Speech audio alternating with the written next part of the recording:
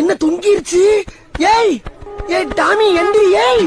ஐயோ அந்த ஆண்டி வேற வந்துருவாளே, இப்ப என்ன பண்றது? 1 மணி நேரம் அசந்து தூங்கி விட்டாயாமே. கண் இருக்கும் எல்லோரும் தூங்கத்தான் செய்வார்கள்.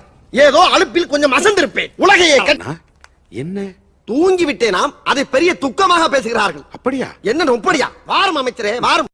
இப்படி நாங்கள் ஒரு பக்கம் ஸ்கிட்டை ப்ராக்டிஸ் பண்ணிட்டு இருக்க நம்ம ஆர்டிஸ்ட் பவித்ர நம்ம கற்றுக்கிட்ட மொத்த வித்தையும் போர்டில் இறக்கிக்கிட்டு இருந்தான்.